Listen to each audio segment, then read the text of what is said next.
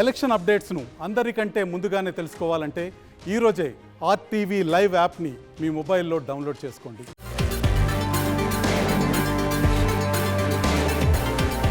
పిన్నెల్లి రామకృష్ణారెడ్డి గత 3-4 రోజులుగా మీడియాలో మార్మోగుతున్న పేరు. 3 రోజుల క్రితం పిన్నెల్లి రామకృష్ణారెడ్డి ఈవీఎంను ధ్వంసం చేసిన వీడియో బయటకు రావడంతో తెలుగు రాష్ట్రాలతో పాటు దేశవ్యాప్తంగా ఆయన పేరు హాట్ టాపిక్ గా మారింది. ఏపీలో ఈ అంశం రాజకీయ దుమారానికి దారితీసింది. ఈ ఘటనపై ఈసీ సీరియస్ కావడం, పిన్నెల్లి అరెస్టుకు ఆదేశాలు ఇవ్వడం జరిగింది. అప్పటి నుంచి ఆయన కోసం పోలీసు బృందాలు గాలిస్తున్నాయి. ఆయన అరెస్టు ఖాయమంటూ 2 రోజులు హైడ్రామా నడిచింది. అయితే ఆయన ఏపీ హైకోర్టును ఆశ్రయించడంతో జూన్ 5వ తేదీ వరకు పిన్నెల్లిపై ఎలాంటి చర్యలు తీసుకోవద్దని ఆదేశాలు జారీ చేసింది.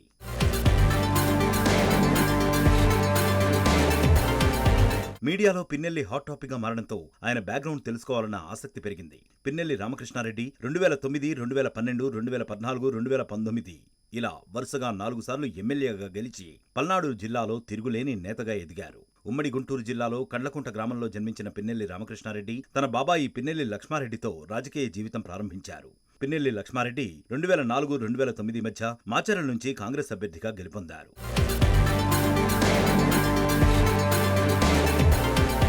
2009లో కాంగ్రెస్ అభ్యర్థిగా మాచర్ల నుంచి తొలిసారి పోటీ చేసిన పిన్నెల్లి రామకృష్ణారెడ్డి ప్రత్యర్థి జోలకంటి బ్రహ్మానందరెడ్డిపై 9,000 పైచిలకు మెజారిటీతో విజయం సాధించారు. ఈ విజయం తర్వాత పిన్నెల్లి వెనుదిరిగి చూసుకోలేదు. వైఎస్ మరణం తర్వాత మారిన రాజకీయ పరిణామాలతో కాంగ్రెస్ పార్టీని వీడిన ఆయన ఎమ్మెల్యే పదవికి రాజీనామా చేసి వైఎస్ఆర్సీపీలో చేరారు. 2012లో మాచర్ల అసెంబ్లీ స్థానానికి జరిగిన ఉప ఎన్నికల్లో వైసీపీ అభ్యర్థిగా పోటీ చేసి 15,000 మెజారిటీతో రెండవసారి అసెంబ్లీలో అడుగుపెట్టారు. ఇక రాష్ట్ర విభజన తరువాత జరిగిన 2014, 2019 అసెంబ్లీ ఎన్నికల్లోనూ ఘన విజయం సాధించి ఓటమి ఎరుగని నేతగా ఘనత సాధించారు.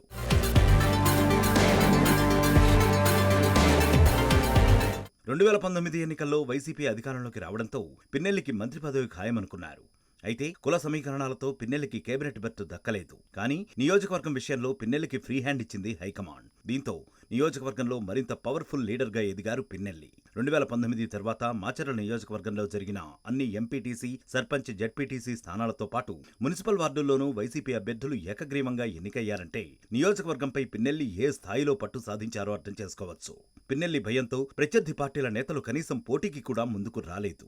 ఇక ఈసారి కూడా అసెంబ్లీ ఎన్నికల్లో పిన్నెల్లినే బరిలో నిలిపింది వైసీపీ. ఈ నెల 13న ఏపీలో అసెంబ్లీ ఎన్నికలు జరగ్గా జూన్ 4న ఫలితాలు వెలువడనున్నాయి.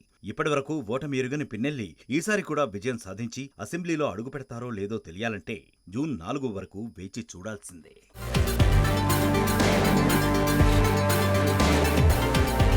మరిన్ని వీడియోస్ కోసం ఛానల్ ని సబ్స్క్రైబ్ చేయండి. లేటెస్ట్ అప్డేట్స్ కోసం వాట్సాప్ ఛానల్ ని ఫాలో చేయండి. అండ్ లింక్ డిస్క్రిప్షన్ లో ఉంది.